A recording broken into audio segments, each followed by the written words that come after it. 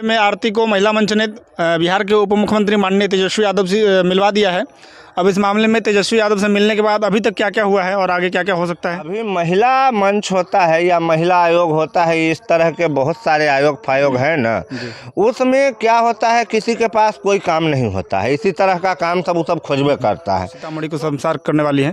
सीतामढ़ी में coaching institute के जो संचालक है, उन्होंने नामांकन कराने के बहाने 2 सगी बहनों को अपने इंस्टीट्यूट में बुलाया और फिर नशे की दवाई खिला करके उसके साथ गंदा काम किया है। जी देखिए, ये जो कुकुरमत्ता के तरह कोचिंग संस्थान गलिए गलिए खुला है, इसमें से 50% मास्टर का नेचर यही होता है। वो ट्यूशन पढ़ाता ही इसीलिए है कि उसके पास क्लास 9, 10th कॉलेज की लड़कियां सब आएगी और उसको बहला फुसला करके गलत काम करेगा। देखिए, इसी क्रम में सीतामढ़ी वाली जो घटना है, ये सीतामढ़ी में जो शिक्षक ने कांड किया है, इनको मतलब नहीं चौराहे पर खड़ा करके गोली मार देना चाहिए। मनीष भैया दुमका गए हैं चिल्लाने के लिए वहां पर। यहाँ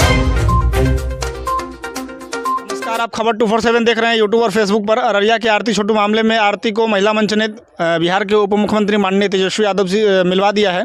अब इस मामले में तेजस्वी यादव से मिलने के बाद अभी तक क्या क्या हुआ है और आगे क्या क्या हो सकता है? देखिए, तेजस्वी यादव ने इस मामले को तो पूरा आपने रिफ्यूज कर दिया। देखिए, तेजस्वी यादव जैसा बड़ा आदमी सब आरती छोटू एमआर के बात के चक्कर में उप मुख्यमंत्री बिहार हैं, कई गो विभाग है मंत्रालय का उनके पास, वो आरती छोटू एकर प्रेम ओकर प्रेम में जो रहेंगे तो उनका काम नहीं चलेगा। देखिए, मानवता के नाते मिल लिए, कहे ठीक है हम देख लेते हैं। तो एक बार अररिया के एसएसपी को मैसेज खाली वीडियो के माध्यम से जो गया कि तेजस्वी यादव जी से आरती ने इस केस में मुलाकात किया है, तो बस इस मैसेज को देखने के बाद एसएसपी ने अपने कार्रवाई को थोड़ा तेज खुद ही से कर दिया। क्योंकि अक्सर मान के चलिए, कोई भी अगर जो पीड़ित व्यक्ति है वो अगर बड़े मंत्री या पदाधिकारी से मिलती है तो नीचे लेवल का जो पदाधिकारी या मंत्रालय है ना, वो अपने आप हरकत में आ जाता है, क्योंकि उसको भी ऑर्डर आएगा, गाली सुनने के बाद करेगा। उससे अच्छा है कि पहले हरकत में आ जाओ। तो और वैसे भी अररिया पुलिस पहले से भी कोई सोई हुई नहीं थी। मामला ही इतना लटपटाया हुआ है, कॉम्प्लेक्सिव है कि मान के चलिए किसी भी पुलिस को ये सब जांच पड़ताल करने में समय लगेगा ही। क्योंकि आप तो जो आपका कांड था वो 2-4 मिनट में कर दिए, लेकिन इस कांड का जो परिणाम है वो परिणाम 2-4 मिनट में तो नहीं आएगा। ये तो जो समय लगना है वो लगबे करेगा। प्रक्रिया का एक सब कुछ का निर्धारित है सिस्टम ना। ऐसा थोड़ी है कि हब से गया उसको पकड़ लिया उसको फांसी दे दिया। अरे कानून में नियम होता है, उसके तहत आपको प्रूफ लगा करके। आरती ने जीतने का नाम कहा है, अगर किसी के खिलाफ मर्डर का कोई प्रूफ नहीं मिला ना तो सब बाइज्जत बरी हो जाएंगे, किसी को सजा नहीं दिया जाएगा। यहाँ पर नाम बोल देने से होगा ना, तो मैं भी बोल देता हूँ हमको नरेंद्र मोदी ने कल चाकू मार दिया था, नरेंद्र मोदी को कोई गिरफ्तार कर लेगा क्या? मैं बोल दूंगा नीतीश कुमार मेरे घर पर बम फेंक दिया, नीतीश कुमार को देखिए, भारतीय कानून में बहुत ही गहराई है। यहाँ कोई भी किसी को फटाक से सजा नहीं हो जाता, या किसी को यहाँ पर जानते हैं इनकाउंटर करना भी गुनाह है। अगर उसने 10, 20, 50 मर्डर नहीं किया है तो उसका इनकाउंटर नहीं होता है छोटा मोटा गुनाह में। ये बेगर मतलब के बात है जो 2 मिनट में उसको गुनहगार बना दिया, उसको सबको। अब ये छोटू के पिताजी अलग तरह का बयान दे रहे हैं, सुनिए रहे आज जो ये सब जो पूरा मामला है, तेजस्वी यादव से मिलने से थोड़ा फर्क तो पड़ेगा ही, लेकिन ऑटोमेटिक पड़ेगा। ऐसा नहीं है कि तेजस्वी यादव अब इस मामले को लेकर के अब आरती का शादी ब्याह सब कराने का टेंडर भरेंगे, वो सब बात नहीं है। तेजस्वी यादव के पास और बहुत काम है, बहुत दिन से फाइल सब लटका हुआ है और भी काम है। महिला मंच की जो अध्यक्ष थी और उनके जो सहयोगी वगैरह हैं, इन लोगों ने आरती को न्याय दिलवा दिया है। हाँ, आरती को न्याय दिलवाने के बाद अब ये लोग शिफ्ट हो गई हैं। रेखा जो जिसका हाथ कट गया था, कटवाना पड़ा था महावीर आरोग्य संस्थान में, उनको न्याय दिलाने की तरफ गई है। देखिए, अभी महिला मंच होता है या महिला आयोग होता है, इस तरह के बहुत सारे आयोग फायोग हैं ना, उसमें क्या होता है, किसी के पास कोई काम नहीं होता है, इसी तरह का काम सब वो सब खोजबे करता है। तो अब मिल रहा है। देखिए, छोटा छोटा आप लोग मीडिया चैनल सब है, बहुत सारा खुल गया है, सब जगह का खबर आप हाईलाइट कर देते हैं, तो इन लोग को भी मिल रहा है।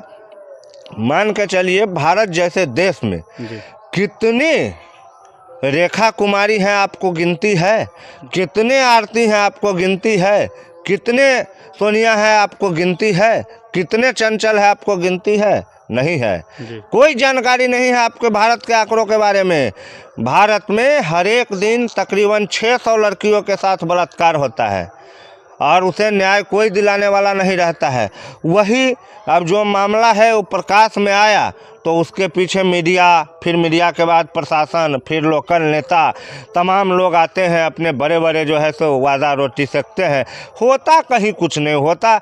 मैंने आज तक नहीं देखा कि किसी भी पीड़िता के जो दोषी हैं उनको डायरेक्ट फांसी दे दिया गया हो। कुछ के महिला आयोग फायोग कुछ नहीं है, ये सब टाइम पास है। अब मान के चलिए आरती का केस पहले इतना हाईलाइट हो गया था कि अगर आरती अकेले भी चाहती तो तेजस्वी यादव से मिल सकती थी, कोई दिक्कत वाली बात नहीं थी। लेकिन ये सब वाहवाही लूटने का बात होता है। अभी कुछ होगा तो महिला मंच कहेगी कि देखो आरती को हमने न्याय दिला दिया, आरती को हम ये कर दिए वो कर दिए। सब अपना अपना पीठ थपथपाने में लगा हुआ है, कहीं कोई बात नहीं।